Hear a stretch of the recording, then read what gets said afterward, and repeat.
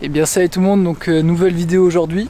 Comme vous l'avez vu dans le titre, on va se tester un smartphone haut de gamme à 250 €. Ça paraît un peu débile parce que 250 € effectivement c'est le prix à la limite d'un bon entrée de gamme ou du début du milieu de gamme.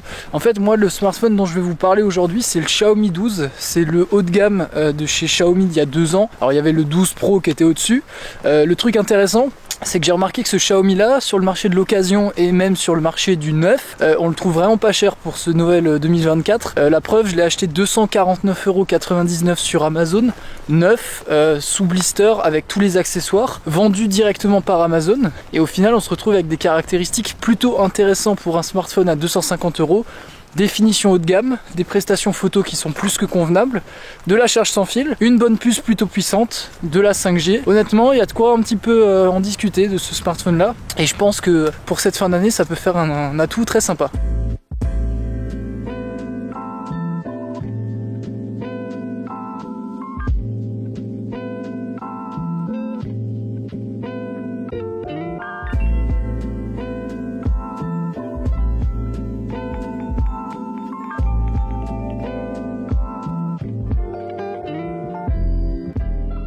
Voilà, donc le smartphone je l'ai juste ici.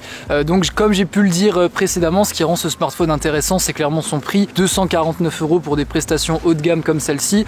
J'ai pas trouvé beaucoup de smartphones sur le marché qui pouvaient proposer des prestations pareilles. On se retrouve avec des finitions haut de gamme, des écrans incurvés comme on a pu l'avoir il y a quelques années encore sur la gamme des S de chez Samsung. Et c'est clairement cette gamme-là que vient nous rappeler ce Xiaomi 12 avec son petit écran Full HD+ de 6,28 pouces. On est sur une dalle AMOLED avec un taux de rafraîchissement de 120 Hz qui va être adaptatif, qui va pouvoir osciller de 60 à 120 Hz. Ce qui est quand même assez important parce que ce smartphone, des défauts il en a tout de même. Ça explique également voilà, la baisse de prix conséquente en 2 ans parce que c'est un smartphone qui a été proposé il y a 2 ans pour 899 €.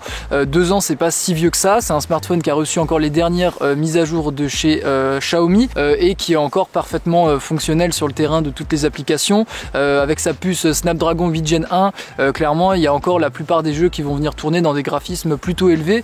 Le gros problème de ce smartphone, qui était déjà le cas à l'époque, pour le moment j'en ai pas rencontré particulièrement, mais je sais que ça a été le cas de beaucoup de personnes, donc faut quand même faire attention avec ça, c'est la chauffe, et la chauffe qui peut monter assez vite, assez fort, ce qui fait que les performances vont un petit peu se dégringoler et l'autonomie par la même occasion. Donc c'était un petit peu le gros défaut de ce smartphone là. J'ai quand même l'impression qu'avec les années et les mises à jour ça a été un poil corrigé. Aussi la puce Snapdragon 8 Gen 1 était assez prémisse à l'époque où c'est sorti sur ce Xiaomi là, donc ça a pu être un petit peu mieux optimisé par la suite. J'ai pas rencontré de gros problèmes de chauffe. Là où personnellement il a chauffé le plus sans que ce soit pour autant alarmant, c'était quand j'étais venu filmer en 4K un certain temps. Voilà, mais mis à part ça, ça reste encore assez maîtrisé.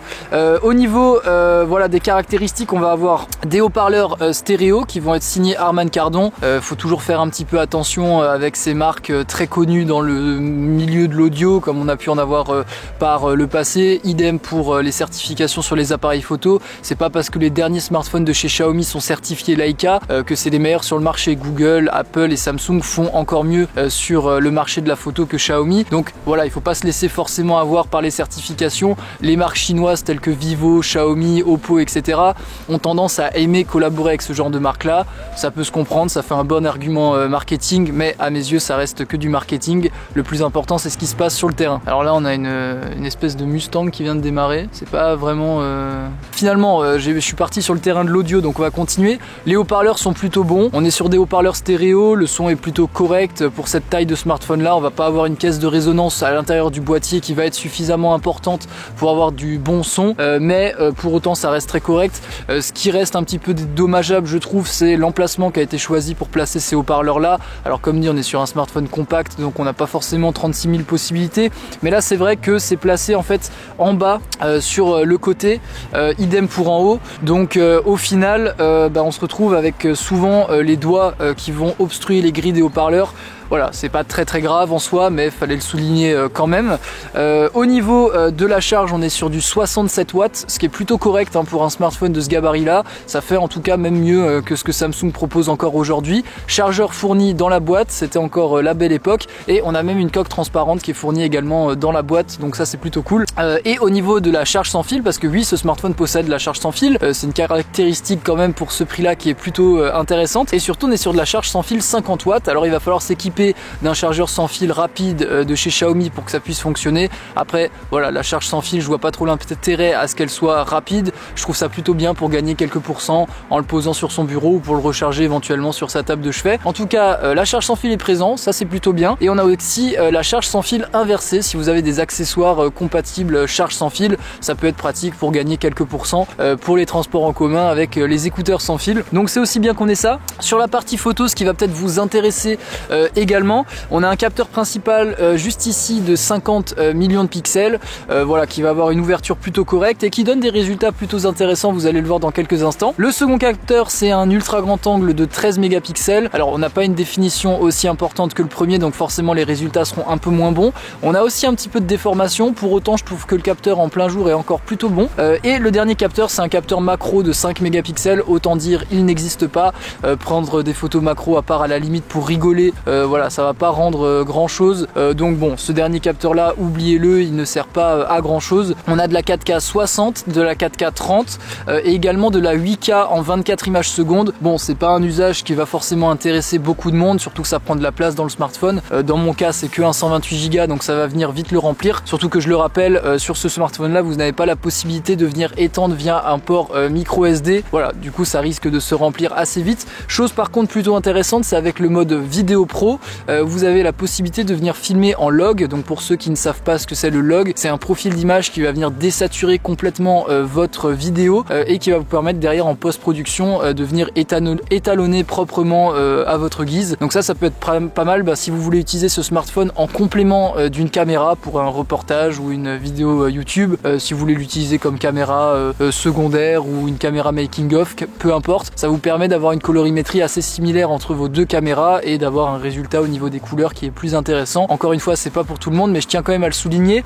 parce qu'honnêtement, encore une fois, à 250 €, je crois que c'est le seul smartphone que j'ai trouvé qui permettait de faire du log, donc ça reste quand même plutôt intéressant.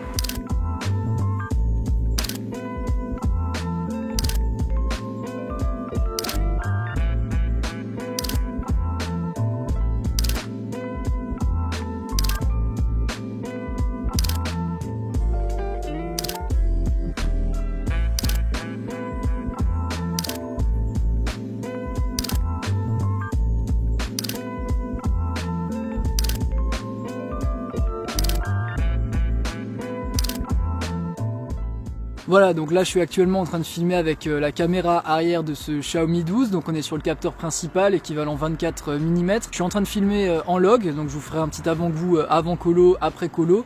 Je suis sur les micros du téléphone, j'ai rien branché de particulier, donc n'hésitez pas à me dire aussi un petit peu ce que vous en pensez.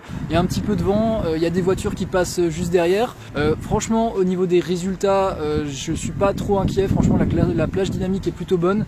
L'autofocus a pas l'air de trop pomper non plus, ce qui peut être un problème également. Une fois qu'il a fait le point, généralement c'est plutôt pas mal. Voilà, moi je suis assez content des résultats que donne ce Xiaomi 12 et encore une fois pour 250 €, j'ai pas connaissance d'un smartphone qui va peut-être faire beaucoup mieux.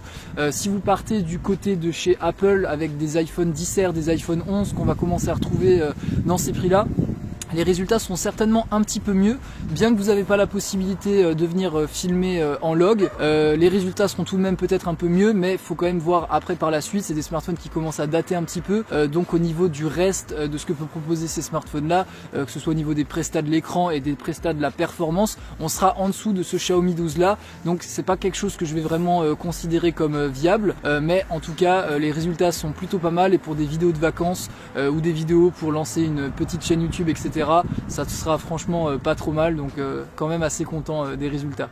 Alors ce qui est un petit peu plus décevant en revanche, c'est la caméra frontale. Bien qu'elle soit de 32 mégapixels et qu'elle soit logiquement capable par la puissance et par l'optique de filmer en 4K, et ben on est limité à de la Full HD 30, on n'a même pas de la Full HD 60. Le résultat reste correct, clairement. Voilà, pour des vidéos sur des réseaux sociaux, ce genre de choses là, ça fera le travail amplement. Mais c'est un petit peu dommage là, surtout qu'à l'époque, ça avait déjà fait un petit peu crier pour un smartphone à 900 € de pas proposer de 4K sur la caméra frontale, qui en est logiquement pourtant capable. Après, au niveau de la stabilisation, on est sur des résultats qui sont plutôt bons. La plage dynamique est plutôt bonne aussi, je veux dire le ciel juste ici n'est pas cramé, ça reste quand même assez léger en termes de performance. Je pense que ça devrait satisfaire la plupart des personnes. Moi, ce qui m'importe le plus clairement, c'est les caméras arrière, là où je suis quand même relativement content. Les caméras frontales, c'est pas quelque chose que j'utilise beaucoup, mais voilà, faites-vous votre propre avis et puis dites-moi ce que vous en pensez également. Voilà, bah écoutez, je vais tenir le micro comme ça pour la fin de la vidéo parce que là j'ai pas de chemise et c'est pas vraiment adapté.